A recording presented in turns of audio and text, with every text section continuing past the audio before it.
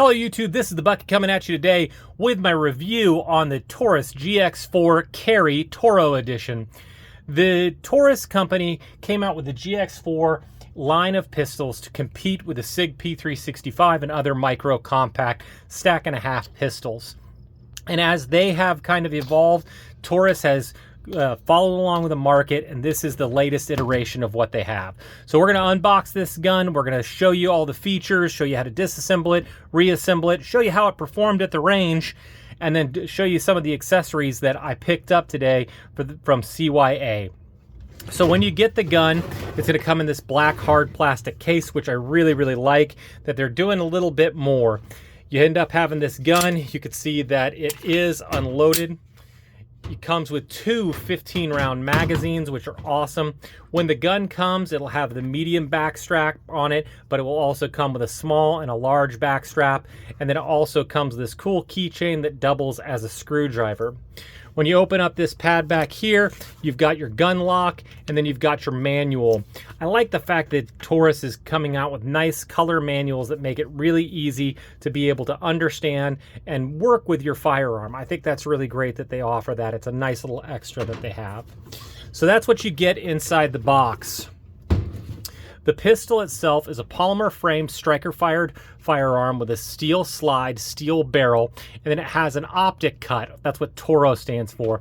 Now back in the day, T.O.R.O would come with a whole series of plates to give you lots of different options, but with micro compact pistols, pretty much the only micro compact dot is going to have an RMSC or a Holosun K footprint, which is what this comes with, so you don't really need a plate to go along with it.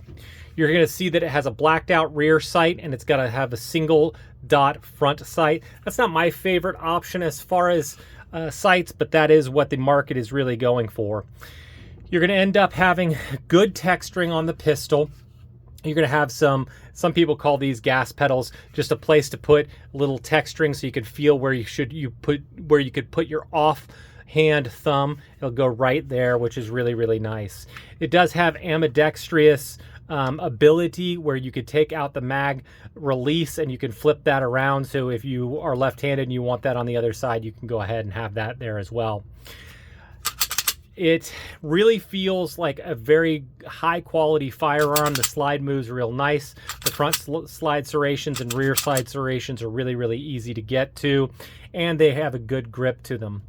The trigger has a dingus on it, and when it comes back, it will actually break at 90 degrees, so it acts as a flat face trigger. The reset is not long, but not super short either, and the trigger feels really pretty good in the hand. Let's go ahead and talk about the overall specs of this pistol. So again, it's 15+1 on the capacity. The overall length is going to come in at 6.56 inches. The barrel length is going to be 3.7 inches. The width is going to be 1.08 inches. The height is going to come in at 5.16 inches. And the weight is going to be 21.5 ounces with a mag unloaded in the firearm. I love how the mags just pop out of this gun.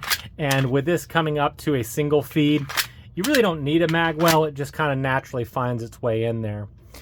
What really differentiates this between the XL line of the Gx4 is you get the picatinny rail, and they've redesigned this grip, and it really feels it. I never brought to you the Gx4 XL because I didn't think it was that much different from the regular Gx4 other than some of the dimensions were a little bit bigger.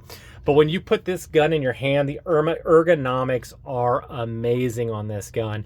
It just fills your hand just the right way that you'd want it.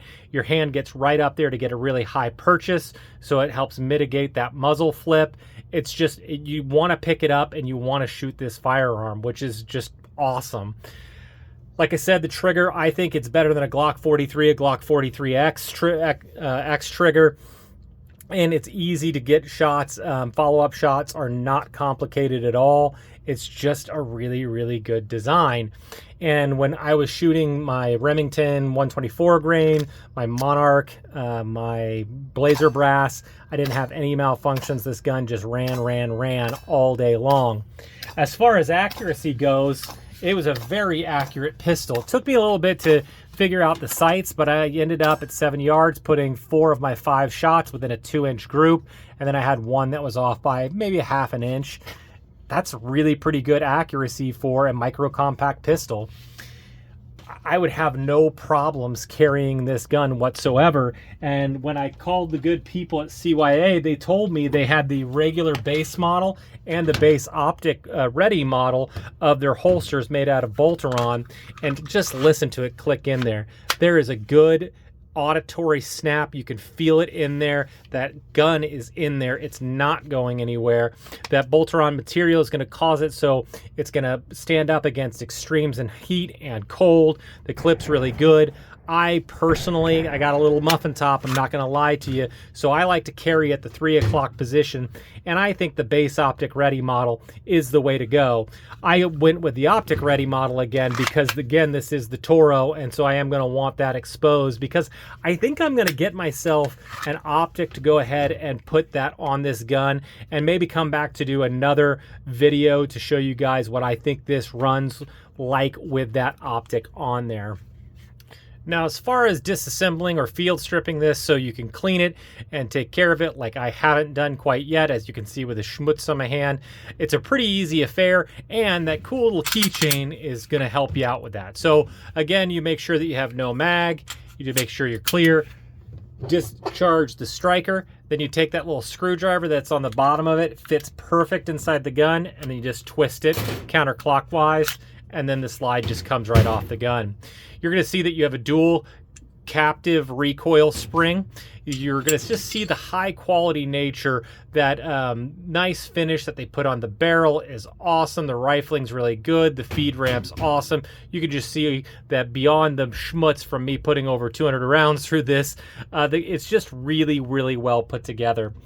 Now, when you reassemble it, you just put the barrel in first, lock it into place. Then you're going to put your dual captive recoil spring with the flat sides facing up, and you just put that right in there, which is always fun to do on camera. And then you just push it into place.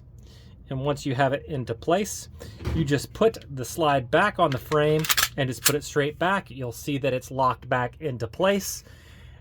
Do a function check, make sure that everything's operating the way that it's supposed to, and you're ready for some more pew. Quality coating. Anybody that ever picked up a PT-111, those guns, that finish just would fall off those guns, and that was one of the ways that you were getting some of your budget friendliness, was the coating and some of the quality of that as far as that goes. But with this firearm, it just, they did those extras. You know, you just look at it, the finish is great. It looks great, it feels great, the texture is awesome. They just really did a good job.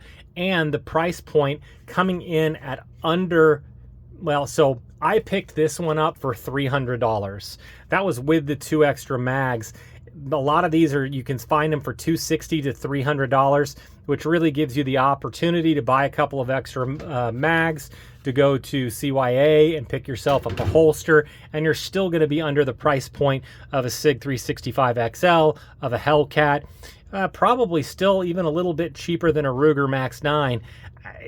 They just really did a good job with this. So if you're thinking about picking up a conceal and carry weapon and you want to get a micro compact pistol, do yourself a favor, go to the store, look at the Gx4 TORO Carry, rent it at that gun store, shoot it, find out what you think about it. If I'm wrong, I'm wrong, but I think you're going to think this is a pretty good gun. So I want to thank you guys so much for supporting the channel, all the likes, the comments, the shares. They're really appreciated.